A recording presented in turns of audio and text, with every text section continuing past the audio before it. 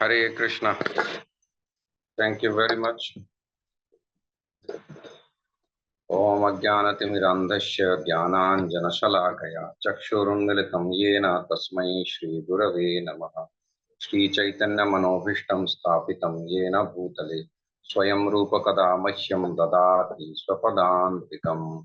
वन्देऽहं श्रीगुरो श्रीयुतपदकमलं श्रीगुरुन् वैष्णवांश्च श्रीरूपं साग्रजातं सहगणरघुनाथान्वितं तं सजीवं साद्वैतं सावधूतं परिजनसहितं श्रीकृष्ण चैतन्यदेवं श्रीराधा कृष्णपादान् सह गणललिता श्रीविशाखान्वितांश्च हे कृष्ण करुणा सिंधु दीनबन्धो जगत्पते गोपेश गोपिकान्त राधा कान्त नमोस्तुते।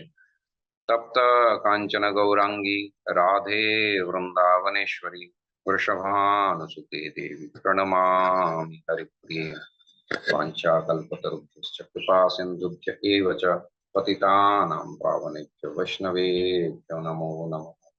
जय श्री कृष्ण चैतन्य प्रभो नित्यानंद श्री अद्वैत गदाधर शिवासादि गौर भक्तवृंद। हरे कृष्ण कृष्ण कृष्ण हरे हरे हरे राम राम राम हरे हरे। अत्र उपस्थितेभ्यः सर्वेभ्यः मम श्रीचरणकमलयोः मम साष्टाङ्गदण्डवन्नतिं प्रणिपत्य अहं किञ्चित् वक्तुं प्रयते। हरे कृष्ण।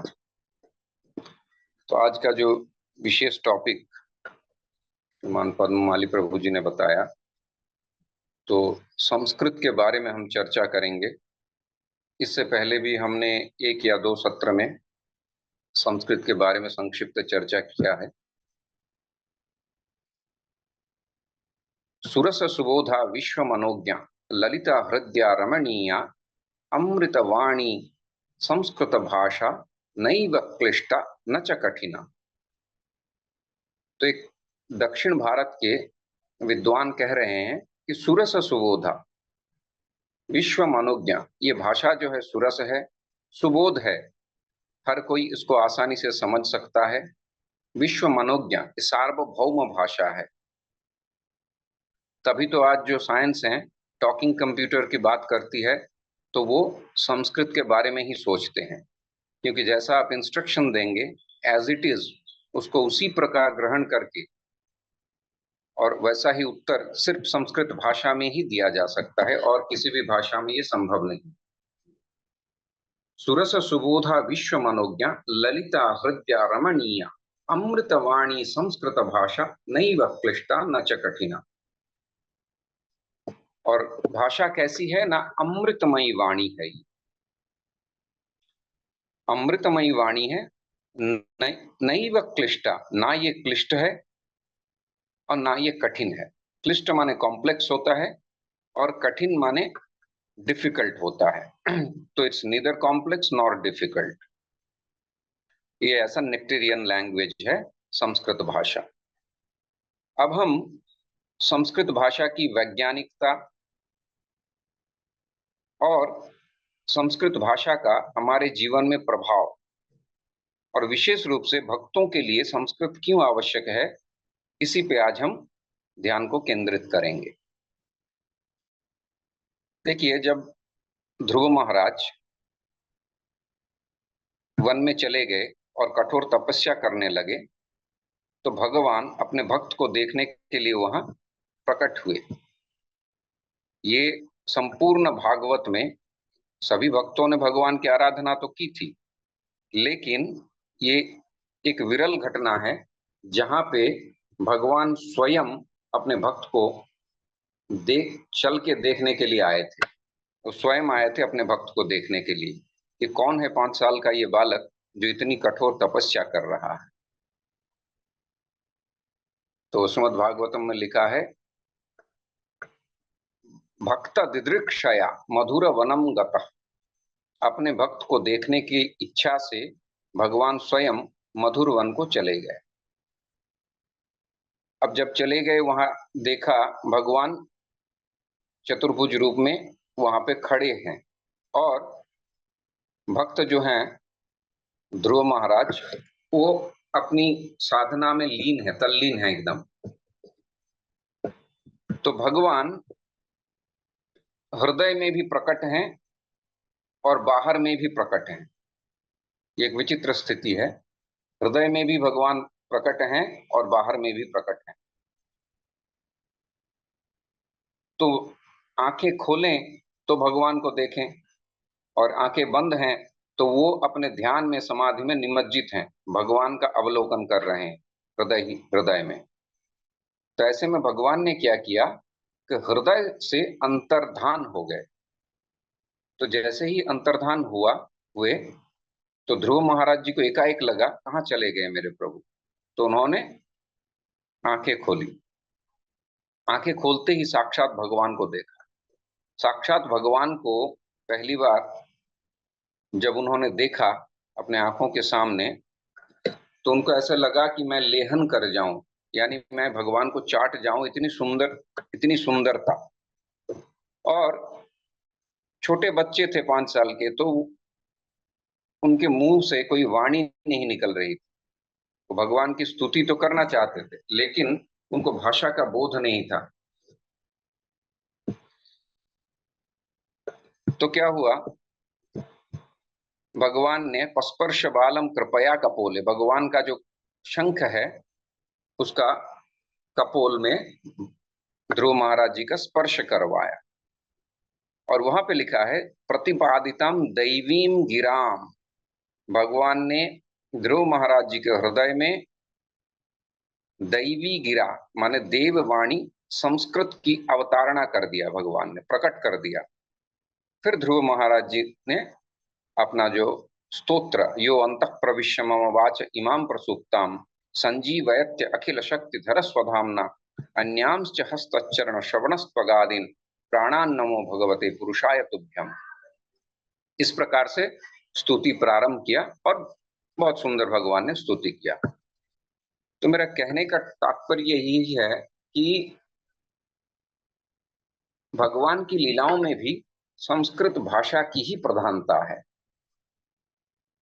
आप ऐसा कोई स्तोत्र दिखाइए जो संस्कृत भाषा से इतर भाषा में किया गया हो।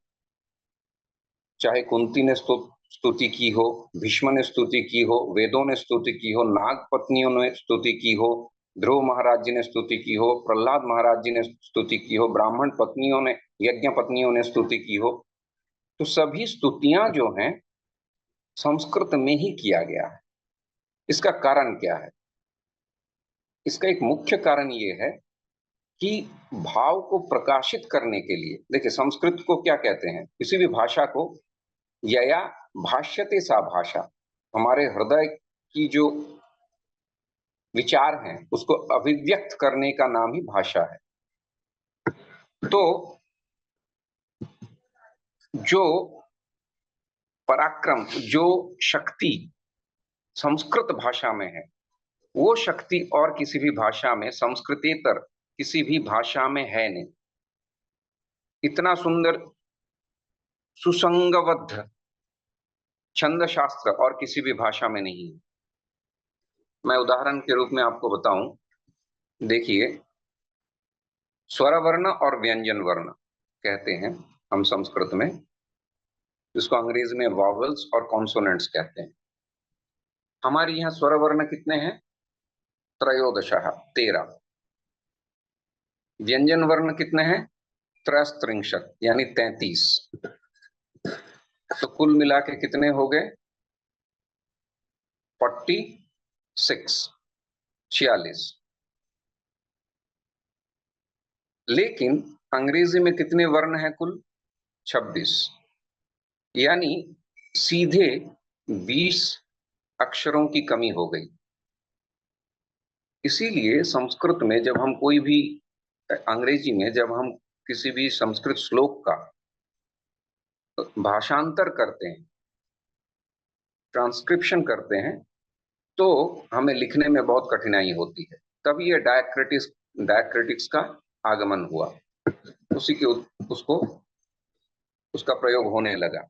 यानी एक तो भाषा में वर्णों की कमी है, रॉ मटेरियल अपने आप में कम है। दूसरा विषय ये है कि जैसे हम संस्कृत या फिर भारतीय भाषाओं में आ, ई, उ, री, लृ, ये 5 मूल स्वर, ठीक है, इससे अतिरिक्त भी ए, ऐ, ओ, औ इत्यादि भी हैं, लेकिन ये 5 मूल स्वर वर्ण वावल्स को हमने चुना है। अंग्रेजी क्या कहते हैं? वो भी 5 ही वावल्स कहते हैं, ए, ई, आई, ओ, यू। लेकिन हमारे यहाँ अ है और आ है, ठीक है, जैसे अमर और आनंद। तो आ जो है ये दीर्घ है, आ जो है दीर्घ है। और ऐसा नहीं कि हम इसको मान लेते हैं दीर्घ, ये व्याकरण के सूत्रों में भी स्वयं जीव गोस्वामी ने भी अपने हरिनामामृत व्याकरण में लिखा है, एकमात्रा भवेद ह्रस्व, एकमात्रो भवेद ह्रस्व, द्विमात्रो दीर्घ उच्यते, त्रिमात्रस्तु प्लुतो ज्ञो व्यंजनन चार्धमात्रकम। तो जिनकी मात्रा एक होती है, माने जो उच्चारण करते समय 1 यूनिट समय का व्यय होता है। अब ये 1 यूनिट आप एक चुटकी के बराबर मानो, 1 सेकंड के बराबर मानो, 1 यूनिट आप पकड़ लो। तो जितना समय आ को बोलने में लगता है, आ को बोलने में उसका द्विगुण समय लगना चाहिए, ये व्याकरण बता रहे हैं। ई को बोलने में जितना समय लगता है, ई को बोलने में उसका दुगना समय लगना चाहिए, ये व्याकरण के सूत्र बता रहे हैं। तो अब हम क्या करते हैं, जैसे अमर, अमरः, अमरः विद्यालयम गच्छति, अमरः ये अ छोटा आ है, लेकिन आनंदम, परमानंदम, आनंद कंद चिन्मूर्ति भगवान को कहा जाता है। तो ये जो आनंद है ये दीर्घ है, लेकिन अंग्रेजी में हम ऐसा नहीं कर सकते हैं। एक तो ए है, इसको हम बोलते हैं ए बी सी डी, ए बोलते हैं। लेकिन वही जब हम amazon लिखते हैं तो ए हो जाता है, amazon। ऊ, ऊ का उदाहरण देखिए, बहुत सरलता से आप समझ पाएंगे। ऊ हमारे संस्कृत में भी या हिंदी भाषा में भी ऊ है, ठीक है। उष्य, ऊ, एक ह्रस्व ऊ है और एक दीर्घ ऊ है। अंग्रेजी में भी यू है, उसको हम बोलते हैं यू। अब वही यू जब पीयूटी में लगाया जाता है तो पुट होता है, बट बीयूटी में लगाया जाता है तो बट होता है। तो ऊ के उच्चारण में भेद हो गया। इसी प्रकार जो 5 वर्ण है, ई, इंग्लिश में ई को हम इंग्लिश कहते हैं, ठीक है। आई, आई जैसे है, आइलैंड लिखेंगे तो हम आई का प्रयोग आइलैंड के रूप में कर रहे हैं। इंडी, अच्छा, यही आई जब मैगजीन में लिखा रहता है तो ई हो जाता है। तो ये आई कभी ई के रूप में उच्चारित होता है, कभी आई के रूप में उच्चारित, मतलब ई और आई इन दोनों में कोई भेद नहीं हुआ। तो ऐसे बहुत सारे शब्द हैं जिनको हम उच्चारण करते समय, क्योंकि इनका कोई फिक्स्ड पैरामीटर नहीं है जो संस्कृत भाषा में है। जैसे दंडी नाम के एक बहुत बड़े कवि हुए, ठीक है। तो कालिदास, माघ, भारवी, दंडी ये सब मूर्धन्य विद्वान थे, और संस्कृत साहित्य में इन लोगों का बहुत अवदान है। तो दंडी ने ही कहा था संस्कृत भाषा के विषय में कि संस्कृत भाषा जो है ये देववाणी, इसको देववाणी की संज्ञा सबसे पहले दंडी ने ही दिया था। हम उनको विद्वान दंडी कहते हैं। तो दंडी ने दशकुमार चरितम करके एक साहित्य लिखा था, एक उसमें उपन्यास, दशकुमार चरितम। उसमें उन्होंने एक राजा विश्रुत की कहानी उन्होंने लिखा है। तो राजा विश्रुत बहुत विख्यात राजा हैं और अपने जो राज कार्य संभालते हैं, और समय होने पर क्षत्रियों का धर्म होता है मृगया करने जाते हैं। मृगया यानी शिकार करने जाते हैं। तो एक बार विश्रुत वैसे शिकार करने के लिए किसी जंगल में चले गए दूर, और वहां पे तीर चलाते समय किसी प्रकार से उनका होंठ कट गया। तो उनका होंठ कटने से वो क्षत जो था हमेशा के लिए रह गया, तो होंठ कटा हुआ ही रहा राजा विश्रुत का। तो राजा विश्रुत जब गहन वन में चले जाते हैं, इसके बाद बहुत कहानी उसमें है, घटनाक्रम है। तो वो चले जाते हैं, जाने के बाद एक वहां पे व्याध से उनकी मुलाकात होती है, लकड़हारा, जो लकड़ियों को लेके जाता है और व्याध शिकार वगैरह करता है, जीविका निर्वाह करता है, मतलब जो वनवासी हैं। ऐसे एक वनवासी से उनका मिलन होता है, बात होती है रास्ते में। तो वो जो व्याध था, उस व्याध ने विश्रुत के साथ जितने भी वार्तालाप किए, उन वार्तालाप में ओष्ठ्य वर्ण का कोई एक भी शब्द नहीं था। देखिए, ओष्ठ्य वर्ण को अंग्रेजी में लेबियल्स बोला जाता है, जो लिप्स के द्वारा उच्चारित होता है। उसमें कौन कौन से वर्ण है? न सूत्र है, उपू पद्मानिया नाम ओष्ठ, उ उ प फ ब भ म। तो ये 7 वर्ण जो हैं, मुख्य रूप से ये 7 वर्ण ओष्ठ्य वर्ण होता है। आप इनका उच्चारण होठों से ही कर सकते हैं, होठों की सहायता से। तो चूंकि विश्रुत, राजा विश्रुत का होंठ कटा हुआ था, तो इसीलिए जो इस उपन्यासकार हैं दंडी, दंडी ने कहीं पे भी एक भी ओष्ठ्य वर्ण का प्रयोग नहीं किया। तो आप सोचिए संस्कृत उपन्यास की पराकाष्ठा क्या है। ये विज्ञान और किसी भी भाषा में आपको देखने को नहीं मिलेगा। अच्छा, दूसरी बात, मर्यादा। चूंकि वो राजा, उनका होंठ कटा हुआ था, तो वो जो जंगल में रहने वाला वनवासी, उसने भी एक भी ओष्ठ्य वर्ण का प्रयोग नहीं किया, ताकि राजा विश्रुत को बोलने में कष्ट हो। ठीक है। और इसको और भी सरलता से हम समझाते हैं, जैसे हम कभी कोई कथा प्रवचन आदि करते हैं, या फिर ऐसे सामान्य वार्तालाप भी करते हैं, उस समय आपको सर्दी जुकाम हो बहुत ज्यादा और नाक आपका बंद हो, तो जो आनुनासिक शब्द है व या ण न म, इन सब का उच्चारण स्पष्ट नहीं होता है, ये हम सभी जानते हैं। उसी प्रकार ये ओष्ठ्य वर्ण था। तो कहने का तात्पर्य है कि हमारी जो विचारधारा है संस्कृत में, वो इतना अत्युत्कृष्ट है। देखिए, और एक सामान्य मैं उदाहरण देता हूं आपको।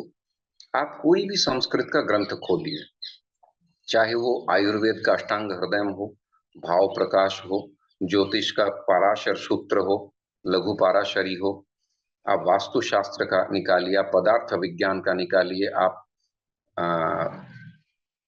श्रीमद् भगवद गीता निकालिए, उनकी टीकाओं को निकालिए, आप किसी भी पुराण को निकालिए, आप संस्कृत साहित्य निकालिए, आप न्याय शास्त्र, मीमांसा, दर्शन, कोई भी ग्रंथ उठाइए, उसमें शुरू में प्रारंभ में अवश्य ही मंगलाचरण होगी। और वो मंगलाचरण में गुरु की, वो जरूर गुरु को प्रणाम निवेदन करके ही वो प्रारंभ करेंगे। ये हमारी परंपरा है। चाहे वो आयुर्वेद के बारे में ही चर्चा क्यों ना हो, अष्टांग हृदय शुरू करने से पहले महर्षि वाग्भट्ट ने अपना मंगलाचरण में या तो भगवान को और अपने गुरुओं को वो नमन करते हैं। आप अब कोई भी अंग्रेजी ग्रंथ उठाइए, चाहे वो फिजिक्स हो, केमिस्ट्री हो, जियोग्राफी हो, इंग्लिश हो, लिटरेचर हो, कोई भी, आपने कहीं पे देखा है कि वो अपने गुरु को, माता पिता को या भगवान को मंगलाचरण के रूप में प्रीफेस एक छोटा होता है जिसमें थोड़ा सा वो लिखते हैं कि हम इनके प्रति आभारी हैं, लेकिन जो हमारी परंपरा है, गुरु अस्मद आचार्य पर्यंताम वंदे गुरु परंपराम, मेरे आचार्य तक जितने भी गुरु परंपरा हुए हैं उन सब की वो बोलते हैं, उन सब की वो वंदना करते हैं, और वंदना करने के भगवान की भी वंदना करते हैं, तब वो ग्रंथारंभ करते हैं। ये हमारी परंपरा है। मैं एक बार आगरा में किसी संस्कृत कार्यक्रम में गया था, तो वो सामान्य स्कूल का एक परफॉर्मेंस था जिसमें उसी स्कूल प्रीमाइसेस में हमारा संस्कृत का कार्यक्रम भी चल रहा था। तो अंग्रेजी के बच्चे भी आए, सामान्य स्कूल इंग्लिश मीडियम में पढ़ने वाले भी आए। तो आते ही उन्होंने कहा कि I want to say this poem, I want to tell you a short story, और थैंक यू एवरीवन इत्यादि बोल के वो चले गए। उसमें से एक बच्चा था जो संस्कृतज्ञ था, और उसने संस्कृत में अपना संभाषण शुरू किया और छोटा सा कविता, एक छोटी सी कहानी उसने सुनाया। तो उन्होंने प्रारंभ में क्या कहा उस लड़के ने कि अत्र उपस्थितान सर्वान नमस्कृत्य अहम किंचित वक्तुम प्रयते। तो यहाँ पे उपस्थित सभी सभी को मैं नमस्कार करते हुए मैं कुछ बोलना चाहता हूँ। ये विशेषता है, क्योंकि संस्कृत हमें संस्कार सिखाती है, और ये संस्कृत नेचुरली सिखाती है। जो संस्कृत पढ़ने वाला व्यक्ति होगा या संस्कृत को पढ़ चुका है बाल्यकाल में ही भले क्यों ना हो, वो अपने माता पिता का जरूर सम्मान करेगा। आज के संदर्भ में, आज के समय में ये एक बहुत बड़ी समस्या है कि माता पिता की सेवा नहीं करना चाहते हैं लोग। तो ये संस्कृत पढ़ने वाला व्यक्ति, क्योंकि आप अगर पूजा करते हैं, आप अगर आयुर्वेद पढ़ते हैं, आप अगर योग शास्त्र पढ़ते हैं, हर जगह में आपको मिलेगा कि मातृपितृ चरण कमलेभ्यो नमः, मैं अपने माता पिता के चरण कमलों में प्रणाम करता हूं।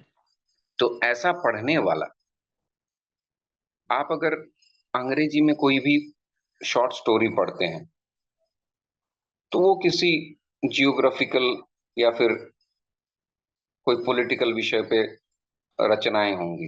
आप संस्कृत की कोई भी ग्रंथ उठा लीजिए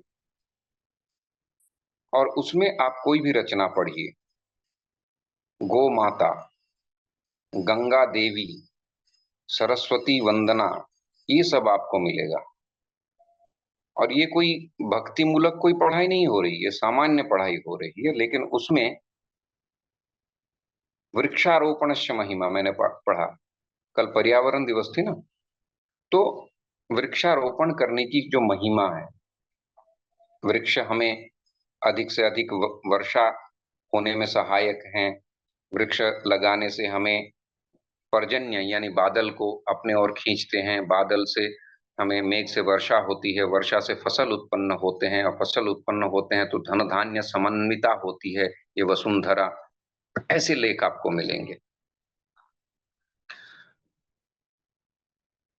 देखिए, हम जब सुबह उठते हैं तो हम क्या करते हैं कि भूमि माता पुत्रो हम पृथिव्याः पर्जन्य पिता, तो ये वंदना के साथ हम भूमि का स्पर्श करते हैं।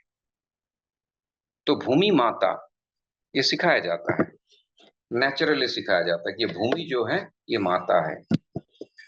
पुत्रो हम पृथिव्याः, मैं इस धरती का पुत्र हूं। और पर्जन्य पिता माने ये जो मेघ है ये हमारे पिता हैं। अब वही सामान्य अंग्रेजी कन्वेंट स्कूल में जाने वाले एक बच्चे से आप पूछिए कि बेटा क्या पढ़ते हो, तो बड़ा खुशी उल्लास से कहेगा मैं एक कविता सुनाऊं। हाँ सुनाओ, तो क्या कविता सुनाएंगे वो? रेन रेन गो अवे, कम कम अनदर डे। ऐसे एक कविता बहुत सुप्रसिद्ध है, सभी बच्चे जानते होंगे। तो रेन रेन गो अवे, बारिश तुम चले जाओ। हमारा जो देश है भारत भूमि, यहाँ ये कृषि प्रधान देश है। यहाँ अगर वर्षा नहीं होगी तो हम जीवित नहीं रह सकते। भागवतम में जहाँ ऋतुओं का वर्णन आया है, वहां पे वर्षा ऋतु को कहा गया है सर्वसत्व समुद्भव। आप जहाँ पे सूखे जमीन देख रहे हैं, वहां पे जब बारिश की बूंदें पड़ जाएं, तो अचानक से कहीं से केचुआ निकलता है, कहीं से मेंढक निकलता है, कितने प्रकार के जीव जंतु, कितने वृक्ष, कीट पतंग निकलते हैं। जो हमें लगता है ये तो मिट्टी है, इसमें कुछ नहीं है, लेकिन उसमें जो एक्टिव इंग्रेडिएंट्स हैं वो अंकुरित हो जाता है उस वर्षा की जल से। ये वर्षा की जल की महिमा है। वो सामान्य पानी डालने से आपको नहीं होगा, लेकिन वर्षा ऋतु आते ही जितने भी सत्ता है उसमें, वो वहां से पुनर्जीवित होने लगते हैं। ये वर्षा ऋतु की महिमा है। और हमारा जो देश है ये कृषि मूलक कृषि प्रधान देश है। और ये जो रेन रेन गो अवे, ये जो लिखा गया है, ये लिखा गया है इंग्लैंड में। वहां पे सर्दियों का मौसम रहता है, वातावरण, और कभी भी बारिश होती। तो वहां के लोग जैसे ही आकाश को मेघ से आच्छादित देखते हैं, तो भगवान से यही प्रार्थना करते हैं कि बादल तुम चले जाओ, किसी और दिन आओ, आज हमें काम करने दो या खेलने दो। तो ये संस्कार में भेद है। अब आप भगवत गीता में आइए। यज्ञाद भवति पर्जन्य, पर्जन्याद अन्न संभव। यज्ञों से मेघ होता है, उत्पन्न होता है। मेघ से अन्न उत्पादन होता है। और अन्नाद भवन्ति भूतानि, और उसी अन्न से जीव इस धरातल में आते हैं। पिता के वीर्य से बीज रूप में आते हैं। देखिए, यहाँ भी बहुत अद्भुत विज्ञान है। ये विज्ञान ना कोई लेबोरेटरी प्रूफ कर सकता है, ना कोई वैज्ञानिक इसका खोज करके बता सकता है कि पिता के शरीर में पुत्र का आगमन उस समय होता है जब प्रारब्ध के अनुसार आपके पुत्र रूप में किसी को आना होता है। तो वो मेघ से बारिश के बूंद के रूप में, मेघ में ही बीज का रोपण हो जाता है। उस आत्मा का संस्थापन भगवान करते हैं। मेघ के साथ वो बूंद रूप में गिरता है। गिरने के बाद वो गेहूं में, चावल में, सरसों में, कोई भी पंचर रवि शस्य में, किसी भी शस्य में वो चला जाता है। फिर उसको भोजन करते हैं पिता, और फिर वो पिता के वीर्य में जाते हैं, और मातृगर्भ में संचालित होने के बाद एक जाइगोट फॉर्म होता है, फिर उससे बच्चा उत्पन्न होता है। ये जो विज्ञान है, इस विज्ञान को विश्व की कोई ताकत नहीं जो इसको समझ सके, इसकी व्याख्या कर सके। तो मेरा कहने का तात्पर्य ये है कि किसी भाषा का तिरस्कार या निंदा करना हमारा उद्देश्य नहीं है, लेकिन हमारा कहने का तात्पर्य है कि जब हम ऐसे अमूल्य धरोहर को प्राप्त कर चुके हैं, हम उस धरती में पैदा हुए हैं जहाँ पे इतने अमूल्य धरोहर, और जो भी हमारे अंतर्राष्ट्रीय कृष्ण भावनामृत संघ के साथ जुड़े हुए, उनका काम क्या है? मुख्य जितनी भी सेवाएं हैं उनमें से एक मुख्य सेवा है शास्त्रानुशीलन। शास्त्रों का अनुशीलन करना, ये हमारा एक मुख्य उद्देश्य होना चाहिए भक्तों का। जो व्यापारी होता है, जो पंसारी का दुकान चलाता है, ग्रोसरी शॉप, वो क्या करते हैं? किस डिब्बे में हींग रखा है, किस डिब्बे में जीरा रखा है, किस डिब्बे में चावल रखा है, किस बोरी में चीनी है, कहाँ पे गुड़ रखा है, ये सब कुछ उसको पता होता है। आप किसी दुकान में जाएं और वो दुकान का मालिक कहते अरे भाई कहाँ पे है हमें पता नहीं, तो आप जाएंगे उस दुकान में? बार बार जाने से अगर वो कहे तो। हम शास्त्रान्वेषी जन हैं, हम वैष्णव भक्त। हमारा जीवन का एक मुख्य ध्येय है शास्त्रों का अनुशीलन करना। तो जैसे एक व्यापारी अपने दुकान में रखे गए इस डब्बे में क्या रखा है वो जानता है, ऐसे ही एक वैष्णव को, एक भक्त को चाहिए कि वो शास्त्रों का सम्यक आलोड़न करें। और शास्त्रों का आलोड़न करने के लिए आपको भाषा की अत्यंत आवश्यकता है। और संस्कृत भाषा का वो विज्ञान, सर्वासाम भाषाणाम जननी संस्कृत भाषा, ये भाषा जो है सभी भाषाओं की जननी है। जैसे मैंने कहा कि आपके पास 46 वर्ण हैं। आप विश्व की कोई भी भाषा दिखाइए जिसमें इतने सारे वर्ण हैं, यानी आप किसी भी प्रकार से उच्चारण करें, चाहे रशियन हो, जर्मन हो, फ्रेंच हो, वो उच्चारण इन वर्णों से अतिरिक्त हो ही नहीं सकता। और बहुत सारे उदाहरण मैंने पिछले क्लास में भी दिया था। जैसे एक क्रियापद है क्लिद, क्लिद, क्लेदने, किसी चीज को गीला करना। जैसे इसको, इसमें पानी गिर जाए तो ये गीला हो जाएगा। तो गीला होने को क्लिद धातु से बोला जाता है, क्लिद धातु का प्रयोग होता है, उसी से क्लॉथ शब्द बना है अंग्रेजी में। अच्छा, मूषिकः, मूषिकः शब्द से अंग्रेजी में माउस शब्द बना है। अग्नि शब्द, मैं हैरान था, एक छोटा सा देश है लिथुएनिया करके, यूरोप में, ईस्टर्न यूरोप, एकदम कॉर्नर में है, रशिया के बॉर्डर में है। तो मैं वहां पे था, अब कुकिंग चल रही थी, तो किसी ने ये शब्द कहा ओगोन। तो मैंने पूछा ओगोन क्या है, तो बोला फायर। देखिए, अग्नि शब्द से ओगोन शब्द गया है, कहाँ पे गया है? लिथुएनियन लैंग्वेज में, लैट्वियन लैंग्वेज में, रशियन लैंग्वेज में, इतने सारे शब्द। मातर कहते हैं, माता, मातरो, मातर, माँ को, वही रशियन भाषा में मैटेर बोलते हैं, मैटेर, मैटेर या मैटेर, अंग्रेजी में मदर बोलते हैं। पितर शब्द है पिता के लिए, वहीं से फादर शब्द बना है। स्नुषा बेटी को कहा जाता है, रशियन भाषा में स्नोहा बोलते हैं। देवरह, अपने पति के भाई को देवर कहा जाता है, रशियन भाषा में देवरी बोलते हैं। तो ऐसे बहुत सारे उदाहरण हैं जो ये प्रतिपादित करता है। मैंने इसका एक लिस्ट निकाला था, तो तकरीबन हमने 250-300 शब्द, और एक शब्द बता रहा हूं जो बहुत एज इट इज मिलेगा आपको। ये जो हिचकी आना, इसको अंग्रेजी में क्या कहते हैं? हिक्कप कहते हैं ना, हिक्कप। और ये संस्कृत में हिक्का शब्द है, हिक्का। तो ऐसे अनंत शब्द हैं जो शब्द का निर्माण संस्कृत से ही उद्भूत हुआ है। संस्कृत, संस्कृतम अतिरिच्य भाषायाः उद्भावनी शक्ति अन्यासाम कस्यामपि भाषायाः नास्ति। संस्कृत से अतिरिक्त और कोई भाषा नहीं है जिसमें शब्दों को उत्पादन करने की क्षमता हो।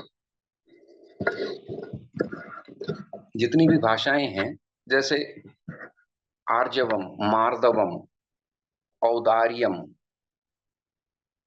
सहिष्णुता, विवेक, ये सारे शब्द आपको और किसी भाषा में नहीं मिलेगा। विवेक शब्द जो है, तो विवेक शब्द, इसका तात्पर्य ये है कि संस्कृत भाषा एक विवेकवान भाषा है। कैसे, मैं व्याकरण के दृष्टांत से बताऊं आपको, तो आप व्याकरण में देखेंगे जहां पे पुरुष का विचार होता है, पुरुष यानी पर्सन, तो first person, second person, third person, ये हम सभी जानते हैं और हमने स्कूल में पढ़ा भी है।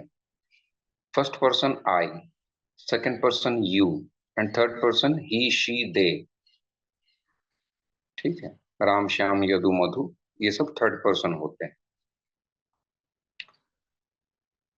और ये एक यूनिवर्सल लैंग्वेज है इंग्लिश, और इसी के अनुसार बहुत सारी भाषाओं में इसी प्रकार के व्याकरण। संस्कृत कहता है नहीं, प्रथम पुरुष कौन है ना, आप, राम, श्याम, ही, शी, दे, ये प्रथम पुरुष हैं। मध्यम पुरुष तुम, त्वम, और थर्ड पर्सन जिसको हम कहते हैं अंग्रेजी में, वो संस्कृत में उत्तम पुरुष मैं हूं। तो मैं हमेशा अंत में आता हूं। अब इसका अपने जीवन में प्रयोग देखिए। हमारी संस्कृति में क्या होती है, जब हमारे घर में कोई विजिटर्स आ गए, अतिथि देवो भव, तो देवतुल्य होते हैं। तो हमारे घर में कोई भोजन हो, भंडारा हो, कोई उत्सव अनुष्ठान हो, तो हम सबसे पहले जो पराये जिसको हम कहते हैं, जिनके साथ हमारा परिचय नहीं है या फिर निमंत्रित हैं, बाहर वाले हैं, हमारे रिश्तेदारों में भी नहीं आते हैं, दूर के हैं, उनको हम सबसे पहले बिठा के खिलाते हैं।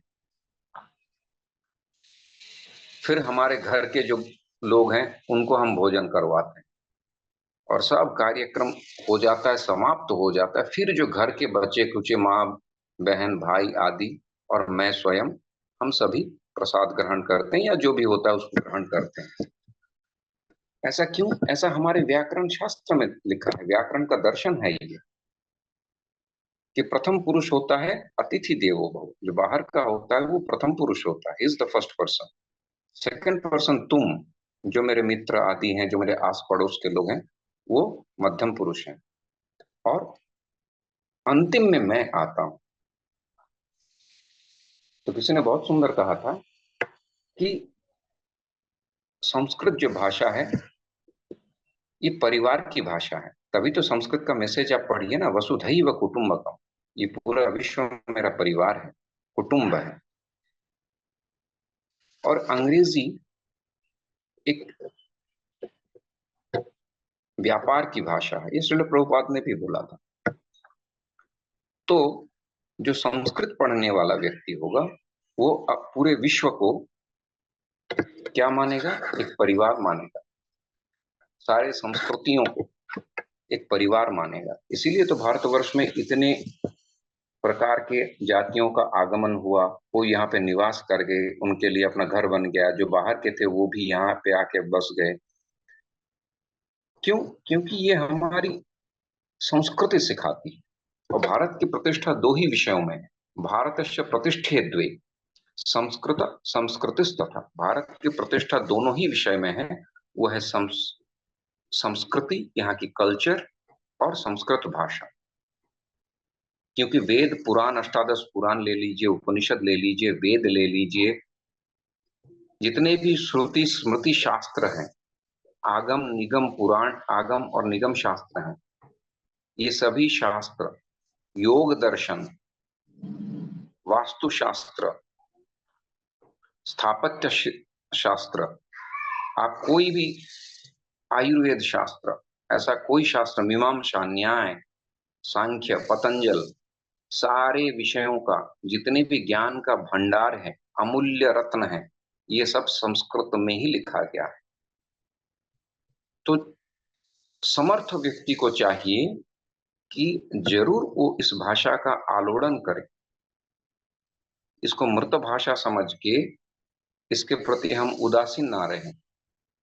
इनमें देने की इतनी क्षमता है। अगर कोई अपना समय देता है, हम अपने मूल्यवान समय, लोग कहते हैं कि हमारे पास समय नहीं होता। आज के डेट में किसी के पास समय नहीं है, तो मैं उन लोगों से यही पूछता हूं, अगर समय नहीं है तो आज की डेट में इतने सारे वीडियो गेम्स, इतने सारे film industry, music industry, cricket, कितने प्रकार के स्पोर्ट्स, कितने प्रकार के अम्यूजमेंट पार्क्स, ये सब कैसे चल रहे हैं अगर किसी के पास समय ही नहीं है तो? किसी के पास समय नहीं, सब अपने मोबाइल में बिजी रहते हैं। फिर बच्चों के लिए इतनी पढ़ाई होती है, उसके बाद वो बैडमिंटन खेलते हैं, बास्केटबॉल खेलते हैं, फिर जिम जाते हैं। तो कहने का तात्पर्य ये है कि ऐसा नहीं है कि हमारे पास समय नहीं है, हमारे अंदर उत्सुकता नहीं है। द क्यूरियोसिटी, अगर हम उसको डेवलप करेंगे, और ये जो भाषा है, इस भाषा में इतना ज्ञान है जो आपको और कोई भी विश्व की, ये मैं दावे के साथ कह रहा हूं कि विश्व का कोई भी ऐसा कोई विज्ञान नहीं है जो इस भाषा में समाहित नहीं है। आप जिसको फिजिक्स कहते हैं वो पदार्थ विज्ञान है, आप जिसको न्यूटन के लॉज कहते हैं, आप महर्षि कणाद के वैशेषिक दर्शन पढ़िए, वो सारे लॉज आपको मिलेंगे। आप जैसे लोग आजकल कहते हैं ना कि मैं सिविल इंजीनियर पढ़ रहा हूँ, या फिर मैं जो है आर्किटेक्ट हूँ, आर्किटेक्चर पढ़ रहा हूँ। आर्किटेक्चर आप बनिए, आप उसको पढ़िए, साथ में आप वास्तुशास्त्र को भी पढ़िए। अभी तो वास्तुशास्त्र को सिविल इंजीनियरिंग में मैंडेटरी कर दिया गया है मेरे ख्याल से।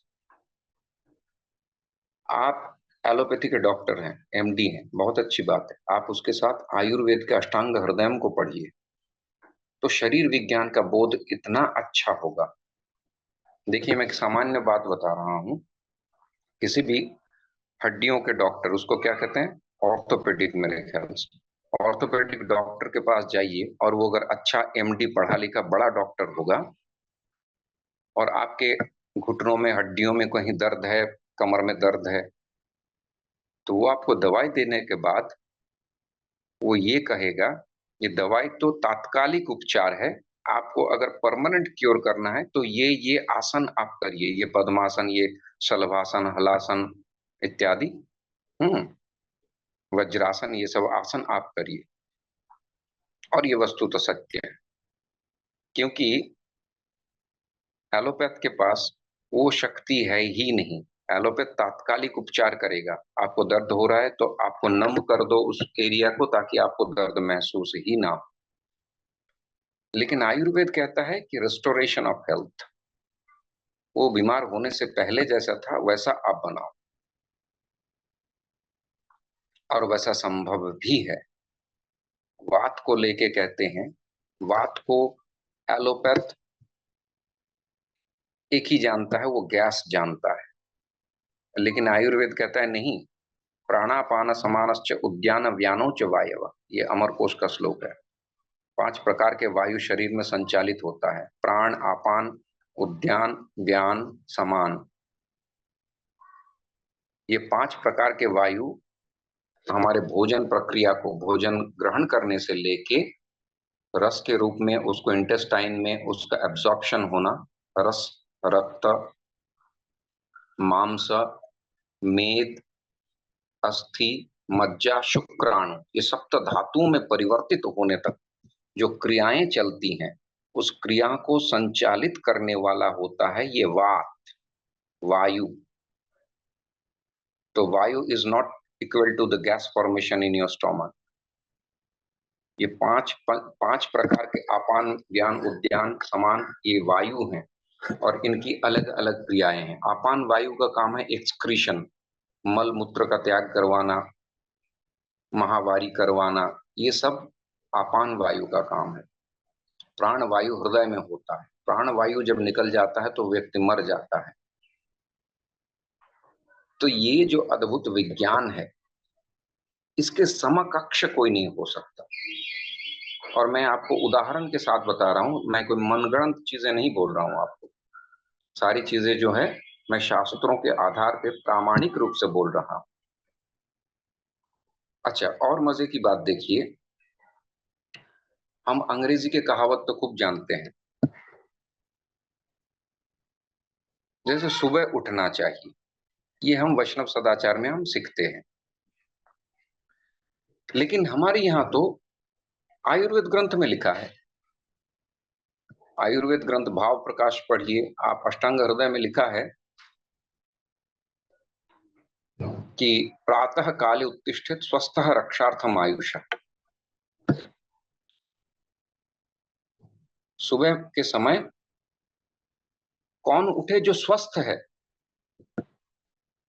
तो क्या होगा, जो स्वस्थ व्यक्ति है वो अगर सुबह को उठता है तो उसका दीर्घायु हो जाता है, ज्यादा दिन जीवित रहता है। एक श्लोक में बता दिया, यानी जो अस्वस्थ है उसको तो उठना ही चाहिए। तो प्रातः काले उत्तिष्ठित स्वस्थो रक्षार्थम आयुषः। अब इसका विज्ञान क्या है ना, सुबह 4:45 से लेके 7:30-8 बजे तक वात की वृद्धि होती इस एटमॉस्फेयर में। तो उस समय जो सोया रहेगा उसके शरीर में भी, इसीलिए आप देखना कि जो ज्यादा देर तक सोया रहता है उसकी आंखें फूल जाती हैं, शरीर में क्रियाएं अच्छी तरह से नहीं होती है। तो ये आयुर्वेद बता रहा है, और ये कोई भक्ति के दृष्टिकोण से नहीं बता रहा है, वो स्वाभाविक ही बता रहा है। अब इसकी व्याख्या वो कर रहा है कि 24 घंटे में कौन सा तत्व वात पित्त कफ में कौन सा किस मुहूर्त में बढ़ता है। और एक मजे की बात देखिए, आप ज्योतिष शास्त्र में आइए, मुहूर्त निर्णय होता है। लघु पाराशरी एक ग्रंथ है, बृहद पाराशरी एक ग्रंथ है, भृगु संहिता एक ग्रंथ है, गर्ग संहिता, बहुत सारे ज्योतिष शास्त्र के ग्रंथ हैं। अब हम अंग्रेजी में महीना मानते हैं, जनवरी, फरवरी, मार्च, अप्रैल, मई, जून, जुलाई, अगस्त, इस प्रकार से। अब कोई अगर पूछ दे अगस्त महीना का क्या अर्थ है, कोई बोल सकता है कुछ? सितंबर का क्या अर्थ होता है? तो इसका कोई जनवरी का कोई अर्थ नहीं होता। लेकिन हमारे यहाँ जो वैदिक कैलेंडर होता है, जिसके हिसाब से हम तिथि मानते हैं कि आज एकादशी है, परसों त्रयोदशी है,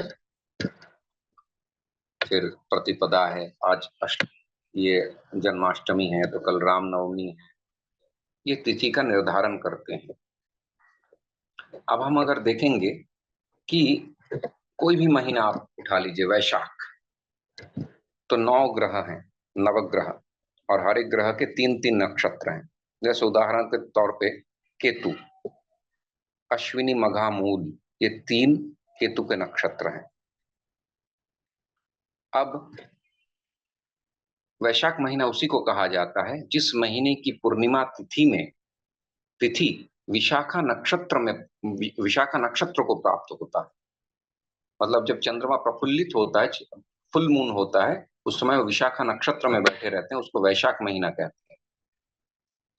जिस पूर्णिमा तिथि में चंद्रमा ज्येष्ठा नक्षत्र में विराजमान होते हैं, उसको ज्येष्ठ महीना कहा जाता है, जेठ का महीना जिसको हम कहते हैं। उत्तराषाढ़ा में जब होता है तो आषाढ़ महीना होता है। ठीक है, श्रवणा नक्षत्र में होता है तो श्रावण का महीना होता है। पूर्व भाद्रपद, उत्तर भाद्रपद, 2 नक्षत्र हैं, तो जब भाद्रपद नक्षत्र में वो स्थित होता है तो भादो का महीना कहा जाता है।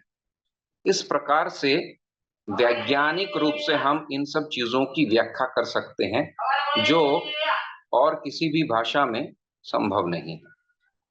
यानी जो विज्ञान संस्कृत भाषा में है, वो विज्ञान और किसी भी भाषा में है ही नहीं। तो मेरा कहने का तात्पर्य है कि हम स्वयं पढ़ सकें या ना सकें,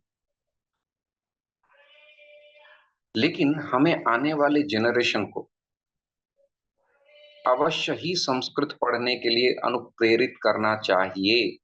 वो किसी भी विधा में, वो एआई, आर्टिफिशियल इंटेलिजेंस पढ़े, वो सॉफ्टवेयर इंजीनियरिंग पढ़े, वो क्वांटम फिजिक्स पढ़े, वो रॉकेट साइंस पढ़े, कोई असुविधा नहीं। और मैं एक बहुत मजे की बात बताऊं आपको, अगर कोई बालक बाल्यावस्था में कोई भी व्याकरण पढ़ लेता है, हरिनामामृत व्याकरण हो या फिर पाणिनि व्याकरण हो, लघु सिद्धांत कौमुदी हो, अगर वो पढ़ लेता है तो बुद्धि का विकास इतना अच्छा हो जाता है। एक संस्कृत पढ़ने वाले व्यक्ति का स्मृति शक्ति अत्यंत तीक्ष्ण होता है, उसको चीजों को अवबोधन, परसीविंग द सिचुएशन, ये उनमें बहुत अच्छा गुण होता है। वो मंथन कर सकता है। एक संस्कृत के विद्वान कभी डिप्रेशन में नहीं जाता। और आप अगर कहेंगे कि हमें इतना पढ़ने की आवश्यकता नहीं है, ये व्यर्थ प्रयास है, अतिशयोक्ति है, तो आप मुझे हमारे ही संप्रदाय में, श्री ब्रह्म माधव गौड़ीय संप्रदाय में, आप चैतन्य चरितामृत, चैतन्य भागवत, गौड़ गणोद्देश दीपिका, कहीं से भी उठा के एक आप चरित्र दिखा दीजिए जो मूर्धन्य विद्वान नहीं थे। नित्यानंद प्रभु, गोपाल भट्ट गोस्वामी, श्रीनिवास आचार्य, नरोत्तम दास ठाकुर, लोचन दास ठाकुर, सारंग ठाकुर, पुंडरीक विद्यानिधि, नरहरि सरकार, सार्वभौम भट्टाचार्य, गदाधर पंडित, इनके नाम के साथ विद्यानिधि, पंडित, कविराज, कृष्णदास कविराज, जितने भी आचार्य हुए हैं वो कोई सामान्य लेवल के विद्वान थे ही नहीं। वो अतिशय विद्वान थे, अतिशय विद्वान थे, क्योंकि संप्रदाय का प्रारंभ विद्वानों से ही होता है। जो न्याय वेदांत आदि सब पढ़े हों, मीमांसा दर्शन, वही वेदांत सूत्रों से निष्कर्ष निकाल के वो एक संप्रदाय की परंपरा का गठन कर सकता है। तो ऐसा हमारे संप्रदाय में नहीं, रामानुज संप्रदाय में जाइए, माध्व संप्रदाय में जाइए, सभी संप्रदाय में बड़े बड़े आचार्य हुए। जब श्रीनिवास ठाकुर का घटना तो आप जानते ही हैं। उनके पिताजी जो थे चैतन्य दास, जो गंगाधर भट्टाचार्य थे, और माता लक्ष्मी प्रिया देवी। तो महाप्रभु के हृदय में ये इच्छा थी कि हम जाने के बाद नेक्स्ट जनरेशन का कोई लीडरशिप हो, नेक्स्ट जनरेशन का कोई व्यक्ति हो जो इस मूवमेंट को आगे ले जाए और भगवान नाम का सर्वत्र प्रचार करे। तो महाप्रभु ऐसा सोचते सोचते गंभीरा में सो गए। रात को जगन्नाथ जी स्वप्न में आए और जगन्नाथ जी ने कहा कि गंगाधर भट्टाचार्य, एक कपल माने एक पति पत्नी आए थे 7 दिन पहले, और जगन्नाथ जी के समक्ष आके उन्होंने ये प्रार्थना किया कि हे प्रभु, हमें एक ऐसा पुत्र दो जो भगवान के भक्त हों। तो जगन्नाथ जी आके महाप्रभु के स्वप्न में कह रहे हैं कि उठो, और ये 2 कपल आए थे जो अपना एक उत्तम से उत्कृष्ट संतान चाहते हैं, तो आप इन पे कृपा करो, तब जो संतान पैदा होगा तो वो आपकी मनोकामना को पूर्ण करेगा। अब यहाँ अद्भुत विषय देखिए, जगन्नाथ जी स्वप्न में आ रहे हैं महाप्रभु के, जय कृष्ण सही गौर सही जगन्नाथ, एक ही तत्व है तीनों। फिर महाप्रभु उठते हैं सुबह, उठने के बाद वो कहते हैं लेकिन जगन्नाथ जी ने तो मुझे ये नहीं बताया कि क्या नाम है उनका, कहाँ घर है, ये सब तो मुझे पता नहीं। अब भगवान की कितनी अद्भुत लीला है देखिए। जो स्वराट हैं, जो सर्व हृदयगत हैं, जो सभी के मन के भाव को जान सकते हैं, उनको ये पता नहीं है कि ये भक्त कौन है। तो उन्होंने फिर अवनी देवी यानी धरित्री देवी को बुलाया और बुला के बोले कि इनका ये कहाँ के हैं, क्या करते हैं, कैसे इनसे हम मिल सकते हैं, ये आप पूछ के बताओ। तो धरित्री देवी को 3 दिन लगा ढूंढने। ये भगवान की लीला है। ढूंढ के आके बताया कि ऐसे एक पति पत्नी है जो पुत्र कामना कर रहे हैं। तब महाप्रभु स्वप्न में आके लक्ष्मी प्रिया जी को दे के गए कि आपके गर्भ में जो संतान आने जा रहा है वो बड़े ही तेजस्वी होंगे। फिर श्रीनिवास आचार्य पैदा हुए। पुरगदा नरहरि सरकार के पास गए दीक्षा के लिए। उन्होंने कहा कि आप जो हैं, आपके इटरनल गुरु जो हैं ये गोपाल भट्ट गोस्वामी हैं जो वृंदावन में रहते हैं। फिर अद्वैताचार्य ने भी बताया। इस प्रकार से घटनाक्रम चलती रहती है। फिर वो पढ़ने के लिए जाते हैं आपके गदाधर पंडित के पास भागवत पढ़ने के लिए। उस समय महाप्रभु भी अंतर्धान कर जाते हैं। ये बहुत सारी घटनाएं हैं। फिर वहां से वो वृंदावन की ओर चलते हैं। तो वृंदावन में जाने के बाद वो गोपाल भट्ट गोस्वामी से मिलते हैं, उनसे दीक्षा प्राप्त करते हैं। गोपाल भट्ट गोस्वामी एक्चुअली जो है गुण मंजरी है और ये मणि मंजरी है श्रीनिवास आचार्य। तो श्रीनिवास आचार्य को क्या होता है कि गुरु अपने अधीन में रख लेते हैं, रखना चाहिए था। तो गोपाल भट्ट गोस्वामी ने कहा कि आप जाओ, श्री जीव गोस्वामी एक बहुत बड़े विद्वान हैं, आप उनसे जाके व्याकरण आदि सब पढ़ के आओ। फिर श्रीनिवास आचार्य को वहां भेजा गया। तो इन सब लीलाओं का तात्पर्य ये है कि पढ़ने की, जानने की आवश्यकता है। और जो समर्थ हैं, जो करने में समर्थ हैं, अभी जवान हैं या फिर उनके हृदय में लालसा है, जैसे कोई व्यक्ति उम्र हो गया है 50 का, 55 का, 60 का, लेकिन उसको एकाएक कोई अगर प्रपोजल देता है कि आप जो है घर बैठे इतना समय दीजिए तो आपको महीने में जो है 50,000 रुपए मिलेंगे, तो कोई भी तैयार हो जाएगा, है कि नहीं? उसी प्रकार संस्कृत सीखने की भी कोई उम्र नहीं है। आपके अंदर अगर लालसा है, जैसे धनोपार्जन की लालसा होती है, ऐसे अगर लालसा आपके हृदय में भी उपज हो, उपजे, तो आप कभी भी विद्या को प्राप्त कर सकते हैं। तो ये संस्कृत के विषय में मेरे मन में जो आया, आप लोगों के समक्ष मैंने निवेदन किया।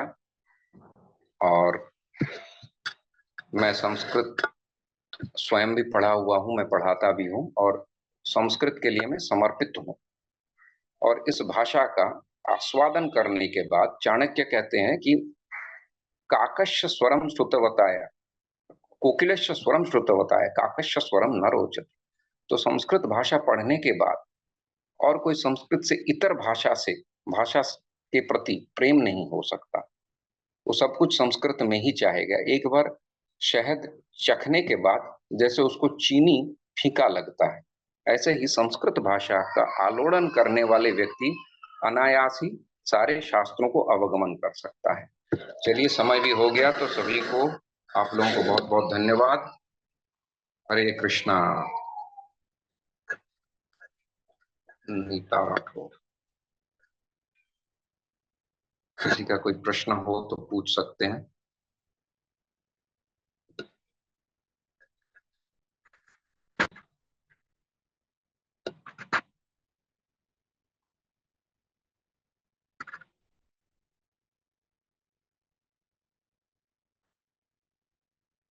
बोलिए, किसी का प्रश्न हो। हरे कृष्ण प्रभु जी। हरे कृष्ण। प्रभु जी, कुछ दिन पहले मैंने आपका वीडियो कृष्ण बंधु ग्लोरीज में सुन रही थी महाराज जी की, उसमें आपका मैंने वीडियो देखा था, संस्कृत के ऊपर ही आपने दिया था। प्रभु जी, आपको हमने ऑनलाइन सर्च करने की बहुत कोशिश की थी, आपका नाम लिख लिख कर। तो क्या ऑनलाइन आपके थ्रू हम संस्कृत सीख सकते हैं? उस समय हमने बहुत बहुत कोशिश की, और दूसरी वीडियोस आई थी, लेकिन उससे अब जब कोशिश करी तो उससे कुछ भी समझ में नहीं आ रहा। हमारे आसपास संस्कृत सिखाने का कोई भी साधन नहीं है। बच्चे 6th क्लास से संस्कृत पढ़ते हैं, मैं ट्यूशन पढ़ाती हूँ, लेकिन वो सिर्फ रट कर जाते हैं और कुछ भी नहीं सीखते हैं, स्कूलों में कुछ सिखाते नहीं है। और जब मैंने ये सुना आपकी उस वीडियो में गुरु महाराज जी इससे बहुत प्रसन्न होते हैं, तो तभी मेरे मन में बहुत इच्छा हुई। और मेरे मन में इससे पहले बहुत डर था संस्कृत को लेके कि संस्कृत बहुत डिफिकल्ट है, हम कभी सीख ही नहीं सकते। जब लेकिन आपका वो वीडियो जब सुना मैंने, तब मेरे को लगा कि नहीं, संस्कृत हम भी सीख सकते हैं। और आज भगवान की कृपा से आप यहाँ पर आए, तो कैसे, किस प्रकार से हम आपसे संपर्क कर सकते हैं? ऑनलाइन कुछ हो सकता है? हरे कृष्णा। ठीक है, तो आप सभी जो भी मेरा चलवात संख्या यानी फोन नंबर चाहते हैं, आप लोग लिख लीजिए। जी, एक मिनट। 8, हाँ, हाँ जी, हाँ जी, बोलिए number. 8 8 6 6 70 70 80 80 44 44 05। 05। Thank you Rohit ji, thank you. ये तो ऐसा लग रहा है कि जैसे बस गुरु महाराज जी की सीधी कृपा हो गई। धन्यवाद रोहित जी। हरी कथाओं को सुनना चाहते हैं तो मैं वृंदावन में रहता हूँ, कृष्ण बलराम मंदिर के पास। तो आप वृंदावन टीवी में जाके मेरी कुछ कथाएं इंग्लिश में,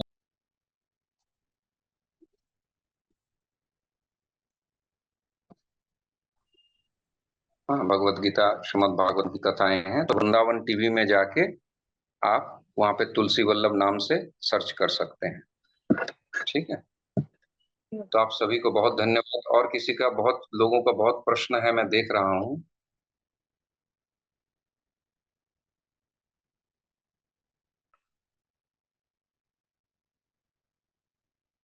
हाँ, हरे नेत्रानी कृष्णा। राधिका। नेत्रानी हरे राधिका, हाँ। कृष्णा। हरे कृष्ण। दंडवत प्रणाम प्रभु जी। धन्यवाद।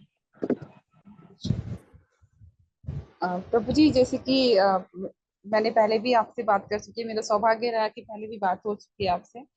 लेकिन प्रभु जी, जी। जैसे मेरा प्रश्न ये था, जैसे अभी गुरुकुल भी हैं और जैसे आप भी एक संस्था का ऑर्गेनाइजेशन करने जा रहे हैं, लेकिन क्या संस्कृत इन्हीं जगहों पर सीमित होकर रह जाएगी? क्योंकि संस्कृत का तो प्रचार प्रसार होना चाहिए। और जहाँ तक आपने अंग्रेजी भाषा का बताया, तो यहाँ पर अभी बहुत सारे स्कूल्स हैं जो अंग्रेजी भाषा को प्रमोट कर रहे हैं, और जहाँ पर सिर्फ जो पेरेंट्स हैं वो भी अंग्रेजी भाषा को सीखने के लिए प्रेरित करते हैं बच्चों को।